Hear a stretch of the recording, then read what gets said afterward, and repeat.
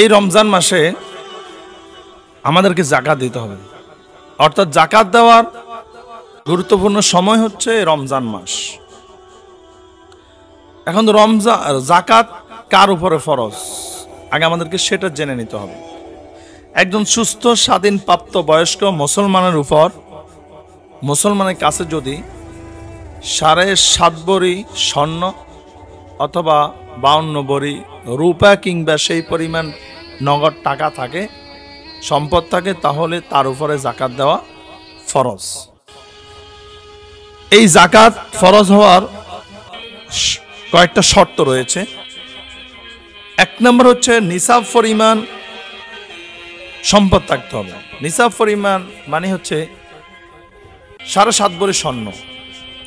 তাহলে 7.5 ভরি স্বর্ণের দাম যদি আমরা বর্তমান বাজার আমরা নির্ণয় করি, যদি 1 ভরি স্বর্ণের দাম ধরি আমরা 1,43,000 ধরি, তাহলে আপনার 7.5 ভরি স্বর্ণের দাম আসতেছে কম করে হলেও 10,70,000 টাকা প্লাস। তাহলে এই পরিমাণ টাকা যদি আপনার কাছে থাকে, অথবা 52 ভরি রূপা, বর্তমান বাজারে যদি আমরা হাই কোয়ালিটির রূপার ভরি ধরি, তাহলে 2,000 করে যদি ধরি, তাহলে আসতেছে 1,04,000 টাকা। তার মানে 1,04,000 টাকা প্লাস যদি কোনো টাকা আপনার কাছে জমানো কোনো ব্যবসায়িক কাজে বা ব্যাংকে সঞ্চয় করা থাকে, অথবা কাউকে দাঁড় দিয়েছেন এমন থাকে, অথবা ঘরে জমা আছে এমন থাকে, তাহলে আপনার উপরে যাকাত দেওয়া ফরজ।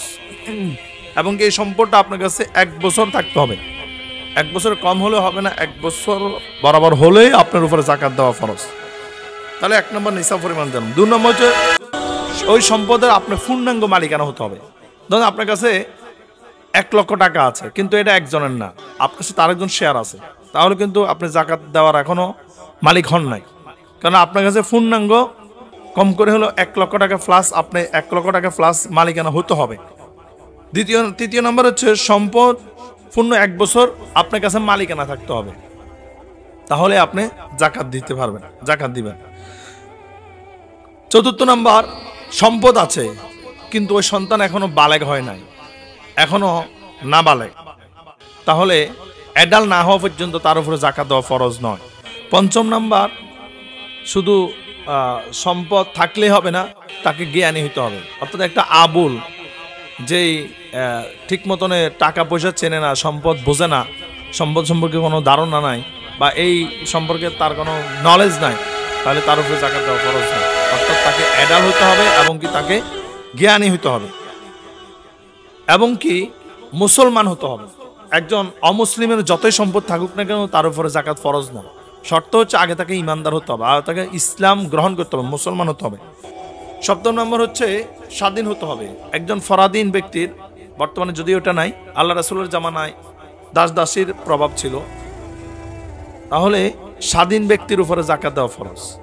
তার মানে বোঝা যাচ্ছে একজন স্বাধীন সুস্থ প্রাপ্তবয়স্ক মুসলমান নরনারীর উপরে যদি নিসাব পরিমাণ সম্পদ থাকে, এবং এই সম্পদের মালিকানা যদি সে নিজে হয়, এবং এই সম্পদ যদি 1 বছর ওভারকাম হয়, তাহলে তার উপরে যাকাত দেওয়া ফরজ।